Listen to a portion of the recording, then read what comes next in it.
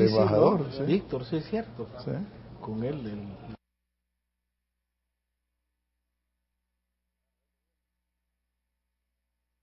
Pensando en voz alta, el programa que aborda los temas de país con la expresión y análisis de Alfredo Mena Lagos.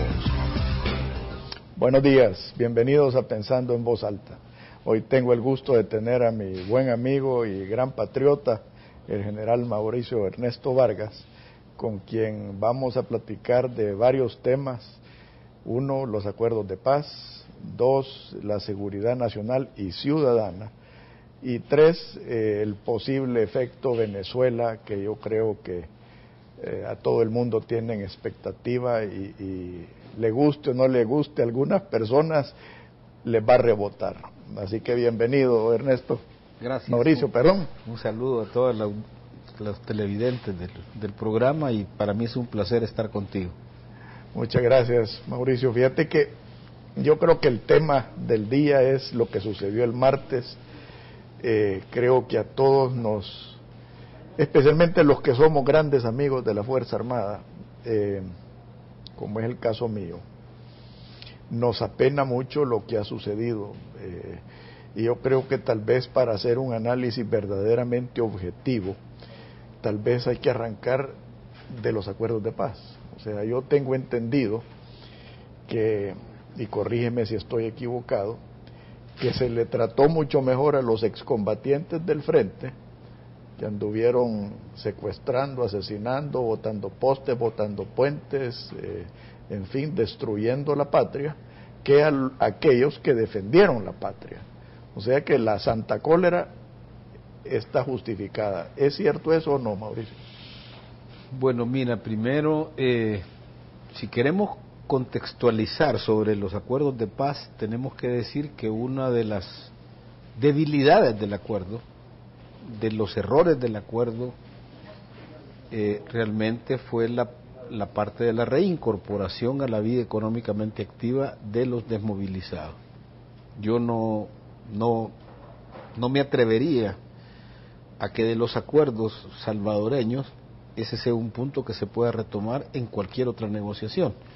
Angola, Mozambique, Guatemala, Nicaragua han tenido los mismos problemas que nosotros hemos tenido, porque las desmovilizaciones tienen un impacto económico y social que nosotros, por lo menos mi persona, no lo logró conceptualizar en su real dimensión para poderlo plasmar adecuadamente. Ese es el primer nivel, o sea que hay un déficit, hay necesidades crecientes con recursos limitados y realmente había que hacer lo que se podía hacer en un momento determinado. Segundo, los acuerdos de paz no pormenorizan o desarrollan la reinserción a la vida económicamente activa, calendarizan la desmovilización.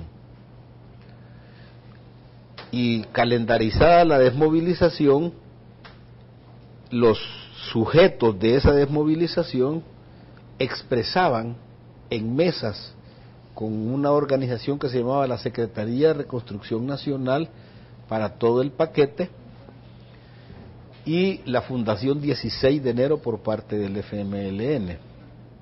Organizaban las mesas y ahí se planificaban los programas. Los programas no fueron mecánica o automáticamente, era imposible generar programas en la mesa de negociación. Tercero, la comunidad internacional tenía esa visión ideológica, y hay que decirlo con claridad, que la ayuda económica no podía ser utilizada en personas que estuvieran de alta, sino que tenían que estar primero de baja, desmovilizados y luego incorporarse a programa, lo cual era un error por la dispersión que se genera en los 262 municipios. El FMLN estaba en áreas, estaba concentrado, pero la fuerza, o sea, estaban desarraigados, los miembros de la Fuerza Armada estaban arraigados. Y por último, la comunidad internacional ha sido sumamente generosa con la guerra, pero tacañísima con la paz. En el primer Consejo Consultivo en España ofrecieron $1.500 millones. En el compromiso solo vinieron como 400 millones. Y eso comenzó a crear una serie de problemas en la construcción de los mismos, las limitaciones para el uso de los fondos que vinieron escasos, los programas hechos muy como para salir del paso. No se tenía la visión esa económica y social del impacto posterior. Se desmovilizaron 30.000 miembros de la Fuerza Armada, porque ahí no la comunidad internacional y nadie aceptaba servicio territorial, defensas civiles y los patrulleros que le llaman. Esos no los había todavía como un elemento satánico de tratar a esta gente. Eso generó una percepción de un tratamiento mejor hacia el FMLN que hacia los miembros de la Fuerza Armada, lo cual no fue tanta la percepción, porque hay objetividad que yo la estoy desarrollando y diciendo esto fue así, así, así y así. Y de los miembros del FMLN se desmovilizaron 13.000 miembros. Por supuesto que quedaron necesidades insatisfechas y esto ha creado los problemas que se generaron. Pero el problema que tú te refieres, para poderlo objetivizar, es producto de levantar aspiraciones en mesas de trabajo que se han hecho con el correr del tiempo. Y esas mesas de trabajo se generan porque este gobierno, como era lógico, hizo mesas de trabajo y programas y proyectos para miembros del FMLN, pero la Fuerza Armada la seguían dejando por ahí a un lado. Entonces comenzaron los reclamos y se comenzaron a crear las mesas de trabajo para miembros de la Fuerza Armada, donde han salido, dicen, 350.000 personas, las cuales yo digo, no sé de dónde pueden haber salido, respeto, pero digo, no me parece objetivo. Y adicionalmente hay algo que me preocupa, que haya un utilitarismo político sobre esta situación que se dio de una manera penosa para miembros de las Fuerzas Armadas. Y dañina. Claro que sí. Imagínate, violencia genera violencia. Una chispa puede crear un problema de incalculables dimensiones, Alfredo. Un muerto, 2 muertos, esto sería ya que estaríamos como en los años 80. Hay una persona que perdió un ojo, dicen. Pero yo sí tengo la percepción, por mi experiencia, de que detrás de esto ha habido un elemento, una manipulación de la gente. Ahora, me pregunto yo, ahora en un programa, Dagoberto Gutiérrez decía que el problema en El Salvador es que se pasó de la guerra a la paz y que no hubo posguerra. No sé qué piensas tú de este argumento. Y la otra cosa es que hay que diferenciar quién es el culpable y quién es el responsable, porque son dos cosas diferentes. Para mí, culpabilidad habrán de los gobiernos anteriores, que generaron expectativas, no resolvieron los problemas, pero el responsable es este gobierno de ahora. No sé qué piensas tú de esos dos conceptos. Lo primero, posconflicto sí ha habido, pues. Hoy, que si lo hemos asumido responsablemente y lo hemos estructurado, correcto, esos son otros 20 billetes, ¿ves? Así es. Ahí sí hay que verlo, porque lo que sucedió fue, primero lo que se consiguió fue la paz elemental, porque los acuerdos de paz lo que configuran es una reforma al sistema político. No es un programa de gobierno, ni es un proyecto económico. Es una reforma al sistema político. Teóricamente, llevar a una mejor democracia que permita que los individuos incorporados en la democracia y con la garantía de un sistema democrático puedan generar su propio futuro, se incorporen. Responsables somos todos, porque la sociedad tiene que saber que la paz tiene un costo y que el costo también es para todos. Responsables, por tanto, también son los gobiernos desde la firma del acuerdo de paz hasta este momento. Pero la herencia, quien la está manejando, gerenciando, es el gobierno actual. Correcto. Yo no puedo decirles a aquellos que vengan a resolver porque no tienen el poder ni la capacidad. Dejaron de hacer lo que tenían que hacer o lo hicieron a medias. Bueno, pero cada quien va corrigiendo. Lo que pasa es que nos queremos desentender y seguimos echándole culpas al pasado.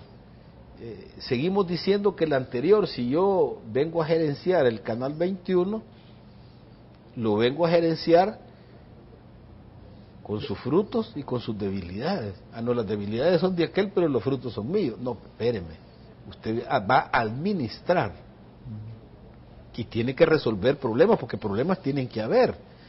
Entonces, definitivamente, el problema está, no que no ha habido posguerra o posconflicto, no, si eso automáticamente se dio. Hoy que si lo asumimos con la responsabilidad, con la seriedad y lo manejamos adecuadamente, pues no lo veo así. Y cosas que muy poco se hablan, Alfredo. El ITFA, Instituto de Previsión Social de la Fuerza Armada, está en la situación que está porque desde el primer gobierno hasta este le fueron diciendo, no, absorbe vos y después te lo pago. Porque hay un promedio, y no doy un número exacto, pero son como 2.000 millones, no sé si de colones o de dólares, que el ITFA fue absorbiendo del conflicto que no le correspondían al ITFA, sino que le corresponden al Estado y a la sociedad en su conjunto. Pero nadie habla de eso y todo mundo se queda tan campante reformando leyes, viendo tal cosa, viendo tal otra. A un cáncer no se le puede dar aspirina. Sí. Hay que entrarle de una forma inmediata, mediana y largo plazo, porque se les puede venir un conflicto social muy grave a cualquier gobierno en el momento de que el ITFA deje desprotegidos a todas las personas con sus pensiones, que es un derecho que cotizaron durante 32 años. Ahí me pongo en cuenta que es lo que mensualmente se desarrolla. Oye, Alfredo, la responsabilidad, lo otro, digo, me da tristeza, porque lo que hay que decirles a los señores desmovilizados que están ahí, lo que dijo este señor Segovia, aquí está la mesa, vengan a la mesa, pero también que no me estén guitarreando todo el tiempo, ¿verdad? Que me den soluciones. Pero ¿cuál es? O que le hagan ver la realidad, ¿verdad? Por eso, ¿cuál es la alternativa de acuerdo negociado? ¿Cuál es la alternativa de acuerdo negociado de las partes? Acerquémoslas, que es la herencia que nos dejó el acuerdo de paz. El acuerdo de paz no es una perfección, ni es una panacea, pero el método de resolver un conflicto sin violencia, no estoy de acuerdo con tus ideas, no estás de acuerdo con mis ideas.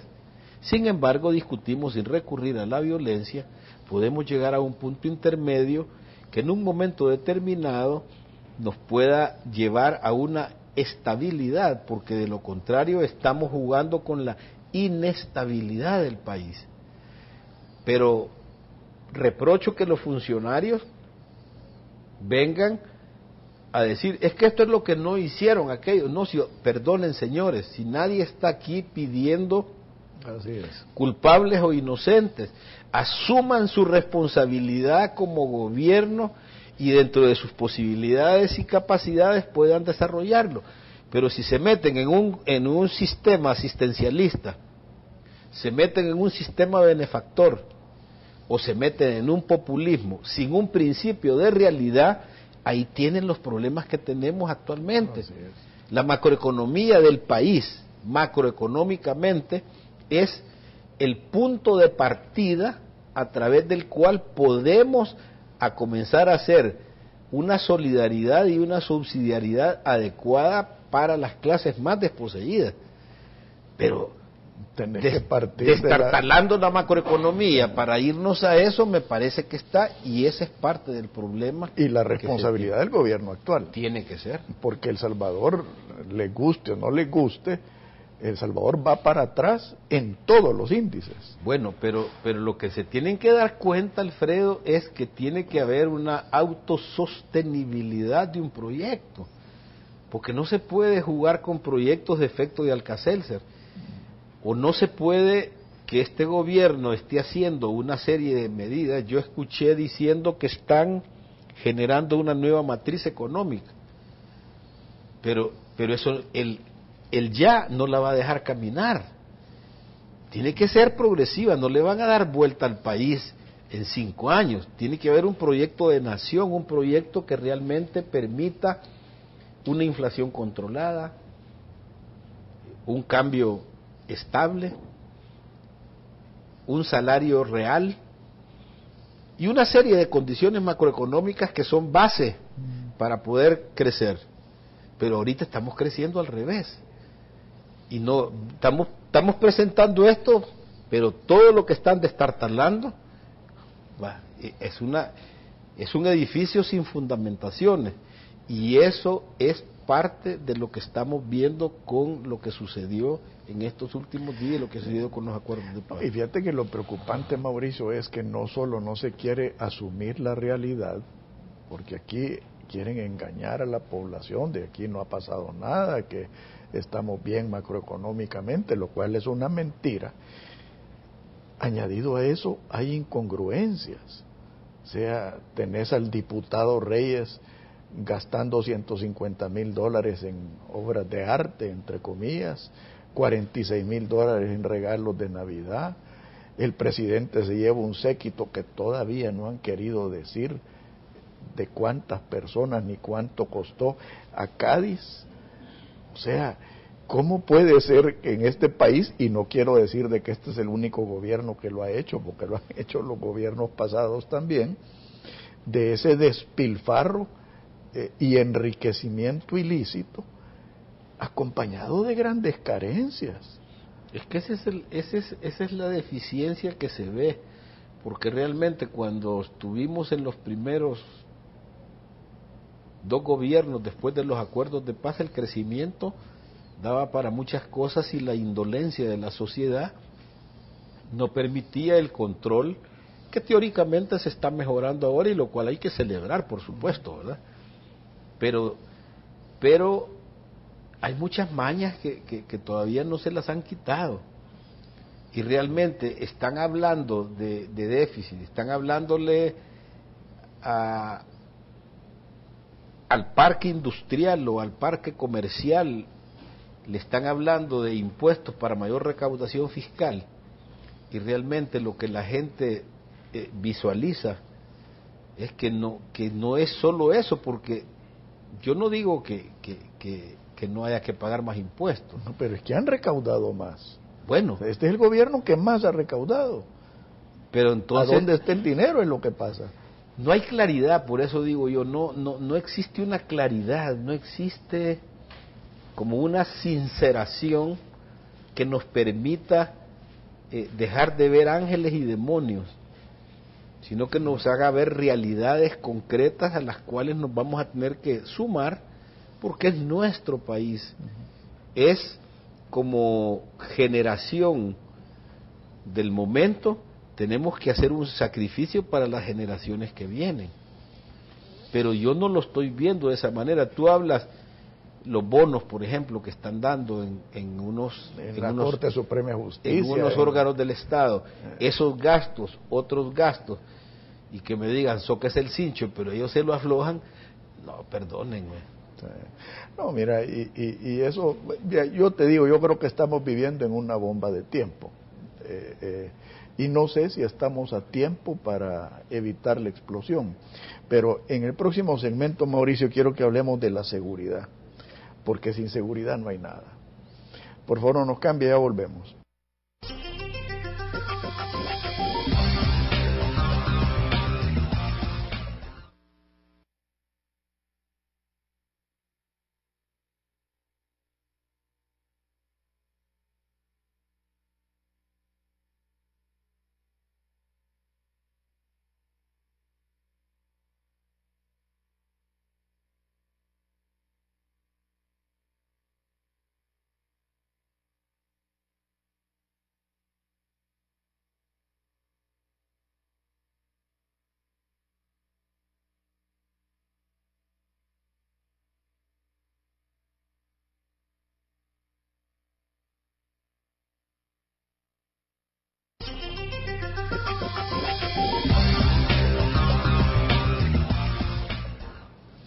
Mauricio, a mí me preocupa mucho la seguridad nacional y la seguridad ciudadana, ambas. Y te está hablando alguien que le ha tenido aprecio a David Munguía Payés. Creo que es una buena persona. Sin embargo, yo sí tengo muchos cuestionamientos sobre la seguridad nacional y seguridad ciudadana. Acuerdos entre pandillas me parece un precedente peligroso. O sea, y peor aún que se esté usando esto electoralmente, porque es un engaño. Es un engaño. No sé, me gustaría conocer tu opinión al respecto. Yo comparto contigo y es una falencia que tiene el Estado salvadoreño, porque no veo como una plan bien estructurado de seguridad. La seguridad, la defensa del país es responsabilidad de los políticos y la implementación técnica es responsabilidad de la Fuerza Armada. Pero la seguridad ciudadana es un elemento multicausal y de alta complejidad. Tiene elementos de salud, de educación, de economía, de trabajo, etcétera, que tiene que tener elementos. Esas hipótesis se desarrollan articuladamente y se genera un plan de seguridad que estabilice, porque no, si creces en uno y 7 están mal, no tenés el problema de seguridad. Entonces, pero también esa es responsabilidad de toda la sociedad, porque nosotros somos muy indolentes, muy apáticos. La seguridad es aquello que la percibimos solo cuando nos afecta, pero cuando estamos bien no nos acordamos de que existe. Indiscutiblemente que colocado ese marco teórico, vámonos al marco conceptual. No creo que haya una política de seguridad. Bueno, como aquí hay tanto chambre y eso lo hay, no deberíamos de basarnos en ellos, pero es información que nos la tienen que dar. Si dicen que no hay ni consejos de ministros, habrá reuniones del Consejo de Seguridad de la Nación, porque lo que van a decir aquí los antimilitaristas viscerales es que la seguridad nacional era la represión de los años, y comienzan con aquel su cassette que se los metieron ideológicamente para desacreditar al Estado y a la sociedad. Que había excesos y abusos, sí, eso hay que corregirlo, pero que la seguridad de la nación es un concepto militarista, me parece muy excedido. Vámonos a la seguridad ciudadana. ¿De qué estamos hablando? ¿De seguridad o de violencia? Claro que si hay violencia, hay inseguridad, pero no es la seguridad en su contexto. Hay una violencia ahorita, hay una violencia criminal, y hay que conceptualizarla desde ese punto de vista. Hay inseguridad de los asaltos, de los rateros, de lo que sea. Extorsiones. Vale. Pero a cada quien hay que ponerle su dosis, no aplicar la misma dosis a cada uno de ellos, porque esto tiene. El enfoque gris oscuro y desde mi percepción bastante conservadora, es inaceptable que el Estado, que el gobierno, que el poder ejecutivo sea parte de una negociación fuera de las leyes y el Estado de Derecho. Que nos vayamos por doctrinas filosóficas o sociológicas en vez de irnos por doctrinas de seguridad. La ley no puedes rebasarla. Nosotros nos tardamos 28 meses, 3 días en la negociación. Y fue hasta julio de 1991 que el FMLN aceptó la Constitución de 1983. 91, Constitución del 83. Se les decía, miren, si no aceptan la Constitución, no podemos hacer absolutamente nada. No podemos salirnos de este marco, porque entonces ustedes lo que nos están quitando es lo que se llama la teoría de los límites. Hay un límite en el cual yo discrecionalmente me puedo mover.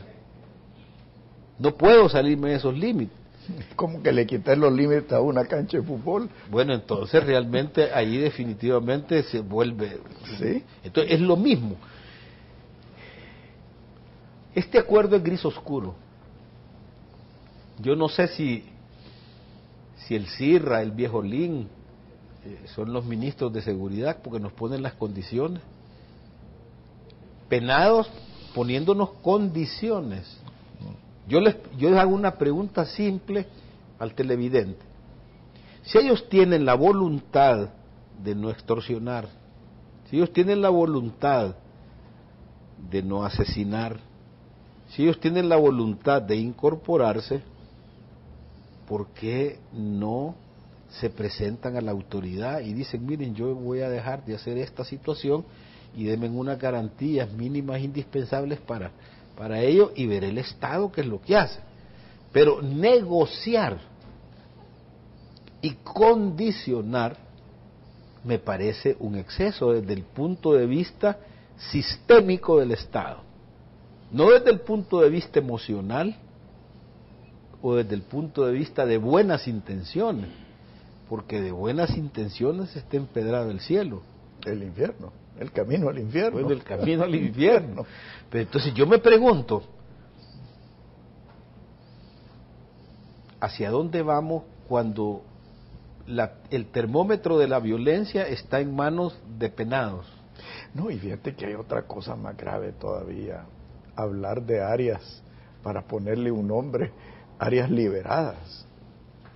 A mí eso me preocupa. O sea, bueno, hablar...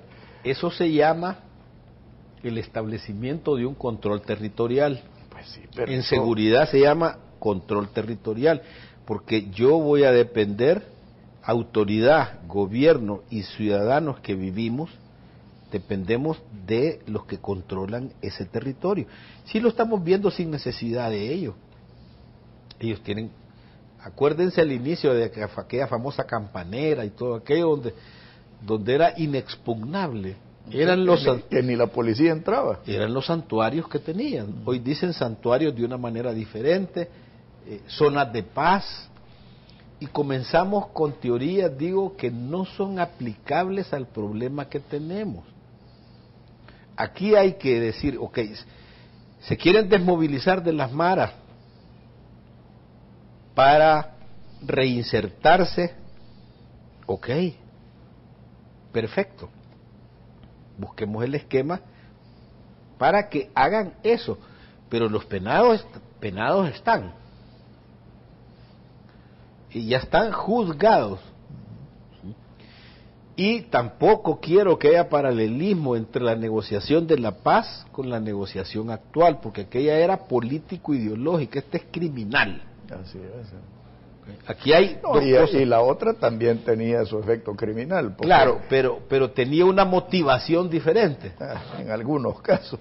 En la mayoría, porque la realidad es que la teoría revolucionaria lo que justifica es que el secuestro, la muerte, la extorsión es producto de la revolución. Y es un medio para alcanzar un fin. Pero ahí prácticamente, pero aquí no, aquí estamos hablando ya con personas que están dominando. Crimen organizado. Bueno, vamos a la segunda dimensión que tú lo acabas de tocar.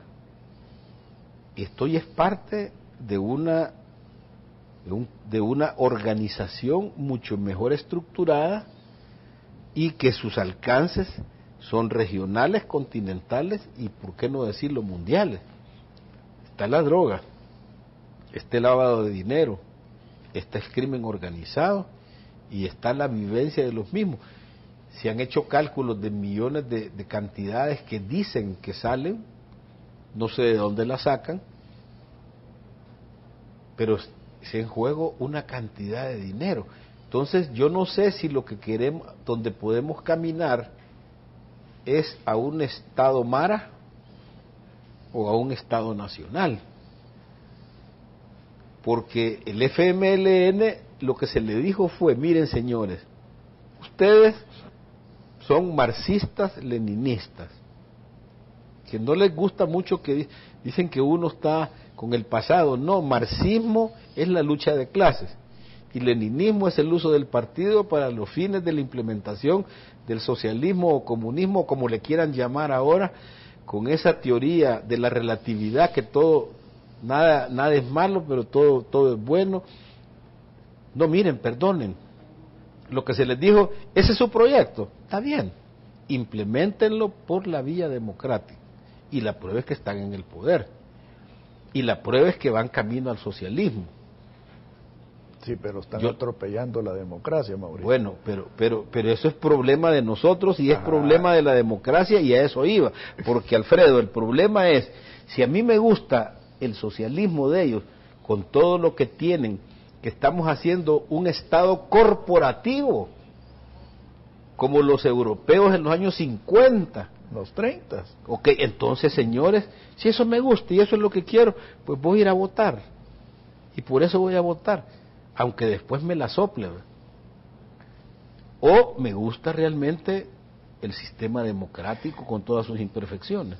Ahora, fíjate que hay un problema en eso, Mauricio, y yo siento, yo me recuerdo cuando yo hablaba con el general Medrano y me dio mis primeras clases de guerra política, cuando él hablaba de crear las condiciones objetivas para tomar el poder. Sea ese desgranamiento sistemático de los elementos que protegen una democracia, que protegen un Estado de Derecho, que protegen las libertades individuales. Y eso lo estamos viendo ahorita. En el próximo segmento quiero que toquemos el ejemplo de Venezuela, sí, porque eso lo tenemos enfrente. Y nadie, o por lo menos pocas personas están realizando de que es la misma receta que nos están aplicando. Y no acaba, y no en el discurso de ayer, Salvador Sánchez Serén planteó que ese es su referente, pues el esquema de Chávez.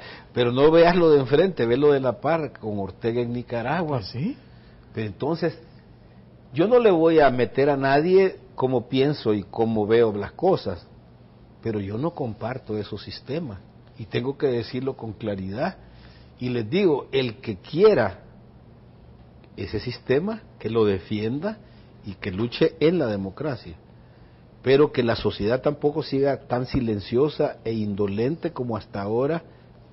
Veámoslo así: poder legislativo, poder judicial, poder ejecutivo, Tribunal Supremo Electoral, ALBA.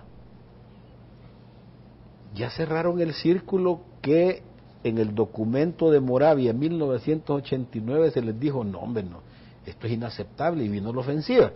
Ahí hay un documentito que ellos presentaron que se llamaba Proyecto del FMLN para la Democratización del Salvador. Y todo está ahí. Está ahí. Lo que se ha hecho durante 21 años está totalmente ya estructurado y siguen avanzando, utilizando aquella teoría, ya que hablaste de guerra política, que dice: únete a tu enemigo de mañana para comerte a tu enemigo de ahora. Porque hay unos que por intereses y no por ideologías se unen, pero no se dan cuenta que él va a ser el de mañana. Así es, ¿sí? Entonces, ahí está el juego, ahí está la dinámica, ahí está todo el entuerto pero la parte de la seguridad es una seguridad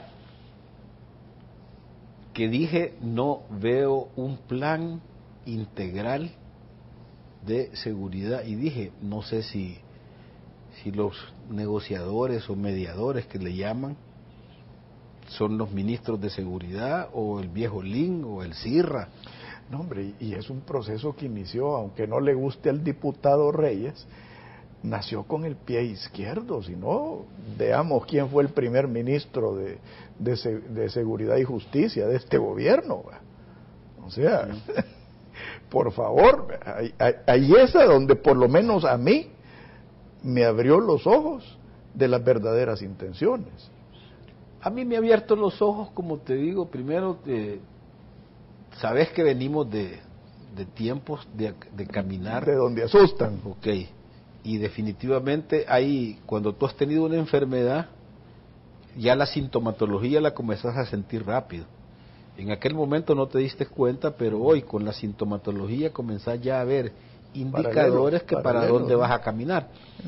Entonces, Alfredo, el problema que yo sigo viendo es, están construyendo un esquema que lo lleve a la toma del poder total en la utilización de la lucha de clases y de la utilización del partido con un Estado corporativo que respalde económicamente esa función. Para mí no es muy lejos sobre Venezuela, eso lo podemos analizar despacio, pero el esquema, la figura, la fotografía que se nos está planteando, o la pintura que se está pintando, prácticamente es esa. Yo no la veo de otra manera.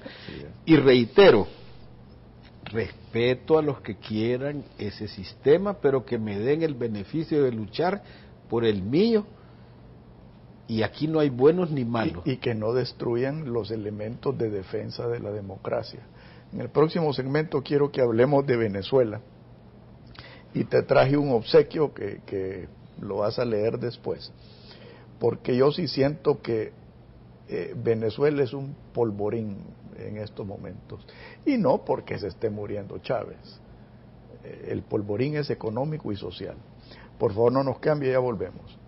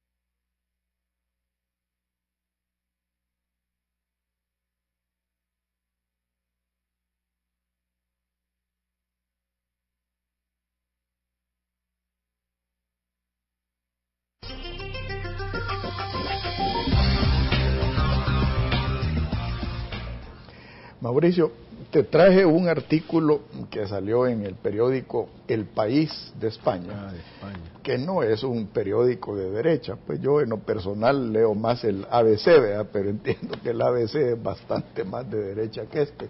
Pero este es un artículo que salió el 5 de enero, que se titula ¿Qué pasará en Venezuela? Y solo te quiero leer el último párrafo y después vas a tener oportunidad de leerlo.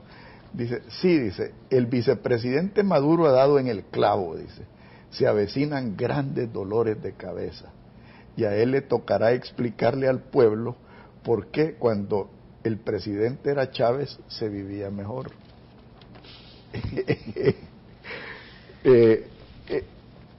Chávez ha dejado al país, y digo ha dejado porque yo creo que ya no va a volver, a Venezuela en quiebra, con unas grandes carencias, graves problemas. Se habla de una devaluación que se ha estado tratando de detener por efectos electorales, pero que ya es insostenible. Ya el dólar está 4 veces más caro en el mercado negro que en el cambio oficial, entre comillas, y eso te indica el grado de problemas monetarios que tienen. Eso va a traer cola para nosotros, porque la fiesta del ALBA se va a acabar, y es a donde ellos han fincado sus esperanzas. Yo he hablado, desde hace meses tengo de estar hablando de 2 serpientes que están levantando sus cabezas. Una es el ALBA y otra es el crimen organizado. Y que ambas son hermanitas porque tienen orígenes en común y propósitos en común. Y a mí lo que me preocupa es que lo que se ha estado haciendo de parte de la clase política, porque aquí no solo vamos a hablar de la culpabilidad de este gobierno o de la culpabilidad del FMLN, aquí tienen culpa todos los de la clase política, aquellos que quisieron destruir la sala de lo constitucional, aquellos que están insistiendo en mantener viva esa partidocracia tan dañina en que hemos caído, aquellos que se rehúsan ver la realidad con el objetivo de enriquecerse ahora y no les importa el tipo de país que le van a heredar a sus hijos. Y yo creo que ahí es donde personas como tú y como yo tenemos la obligación de hablar claro. Y me gustaría tener tu opinión en este sentido, Mauricio. Bueno, primero, a mí me ha llamado mucho la atención escuchar a varios presidentes y quería poner mucha atención al presidente Mujica de Uruguay. Y él hizo una reflexión en un término simplista que cualquiera, y muy filosófico, creo yo. Cualquiera se la agarra, pero también es peligrosa porque realmente es bien relativa. Por ejemplo, dijo, con Chávez o sin Chávez, hay que entender que este presidente, con sus grandes recursos, ha sido solidario con los países que menos tienen. Y se le ha criticado que por qué da el dinero para afuera con los problemas que tiene adentro, porque tiene una concepción humanista de primer nivel. Te digo,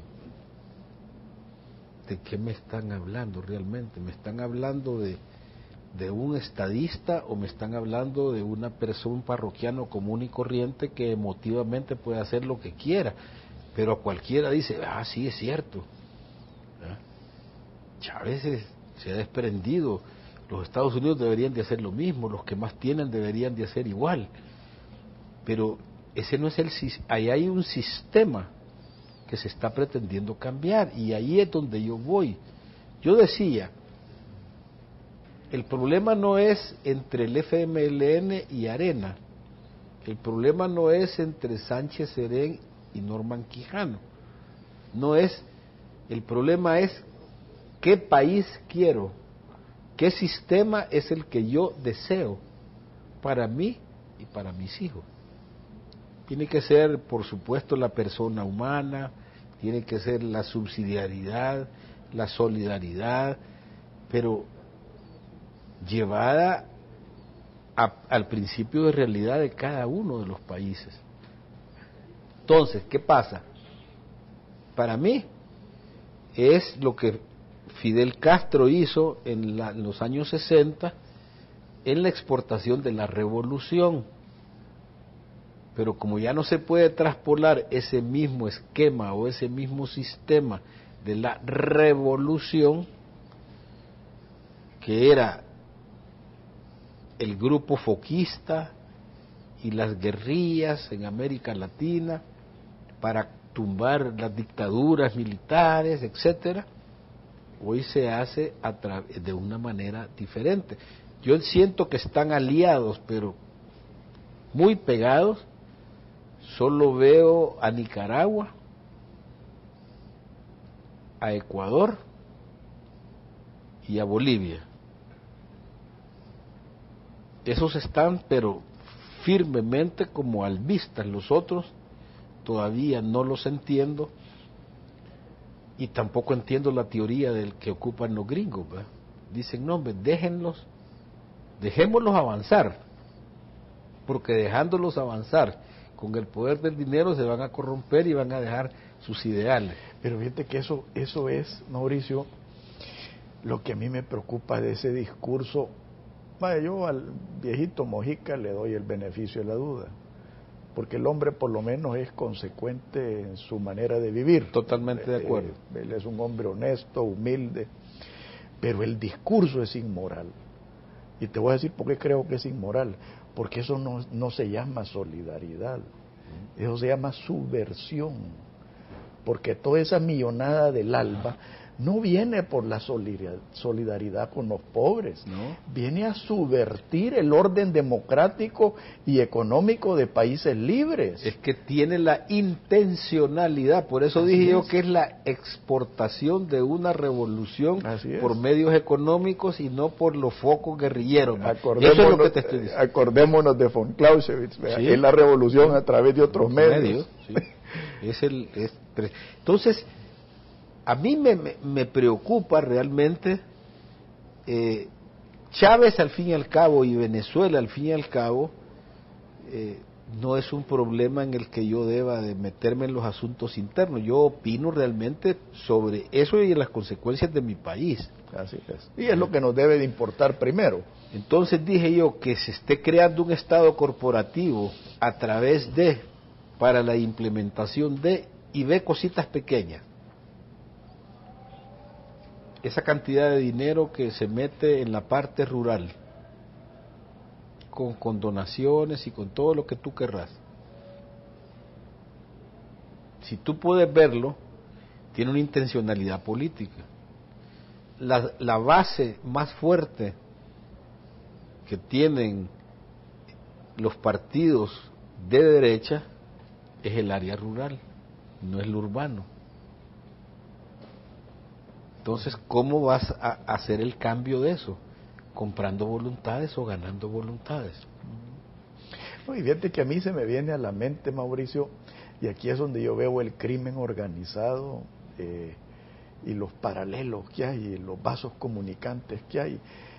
Es el mismo sistema que ocupa aquel que le vende drogas a una muchachita. O sea, al principio le regala las drogas para que se divierta y después la va agarrando hasta que la prostituye. Y eso es exactamente el mismo sistema que están haciendo con los diferentes sectores. Es que mira, aquí tenemos culpabilidad y como el programa mismo dice, hablemos claro, es la oportunidad. Y tú decís, pensando en voz alta. Pensando en voz alta, perdón, pensando en voz alta, y lo que tú realmente también planteas, que tenemos que una responsabilidad con nuestra propia opinión. Bueno, aquí hay gente que tiene por Dios al dinero y no le importa jugar con quien sea. Así y con lo que sea. Ya los principios y los valores entran en el relativismo y en aquella subjetividad de manera que puedo hacer cualquier cosa porque tiene una razón de ser, pero ya los principios y los valores ya no están. Y aquí podemos estar hablando de la falsa derecha. No, estamos hablando de todos los que aquí sabemos de que hay silla para todos, no hay silla solo para uno. Así es. Que algunos pecadillos podemos tener nosotros también y que hay que mejor reflexionar bien para saber que se tiene que enmendar en un momento determinado ciertas cosas. Cuando tú planteas el caso de la droga hacia la persona que se la regalan para esclavizarla y después utilizarla, tú lo tenés ahorita, ve esa manifestación que hubo en Venezuela, porque seguimos en el paralelo nuestro Venezuela. Esa movilización es impresionante. Yo no sé si nosotros somos demasiado ortodoxos, si nosotros realmente por la edad ya estamos devariando en ciertas cosas o estamos viendo cosas que no deberíamos de ver o verlos de otra manera, como dicen. Más sabe el diablo por viejo que por diablo. Sin embargo, la juventud actual está pensando de una manera bien diferente. Yo no logro comprender realmente cuando dicen, pero miren, es que aquí ya no hay que hablar de eso, pero ¿por qué no se, si el que no conoce la historia la va a repetir y con una cuarta más? No estamos diciendo, no, miren, ustedes no se puede traspolar este momento y esta situación con este momento y esta situación, pero los elementos de esto están colocados con la particularidad de este tiempo. Y ese control territorial ejercido realmente en Venezuela, perdónenme, yo lo veo aquí. Yo lo siento aquí y siento que va creciendo, así como crecieron las maras hasta que se fue de las manos. Y como tú lo expresaste, no es una crítica al gobierno, no es una crítica al FMLN. Estamos analizando un problema y el problema es anónimo e impersonal. Al que le calce el traje que se lo ponga. Pero tenemos una situación que nos va a llevar a un problema de institucionalidad, de sistema y de país que queremos en función del futuro de las nuevas generaciones. No, mira, yo te voy a invitar a un próximo programa, Mauricio, porque yo sí quisiera que analizáramos el rol de la Fuerza Armada, porque como a ti te consta, yo he sido gran amigo de la Fuerza Armada, y sí yo veo a la Fuerza Armada todavía intacta, pero me preocupa el espejo de Venezuela. Pues yo para introducir ese próximo programa, el papel de la Fuerza Armada tiene que verse como un fiel de la balanza. Dentro de la institucionalidad del Estado. Y la prueba la tenemos ahora, que el mejor defensor del gobierno actual del FMLN es la Fuerza Armada.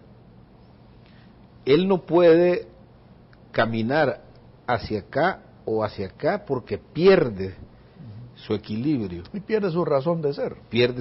Es como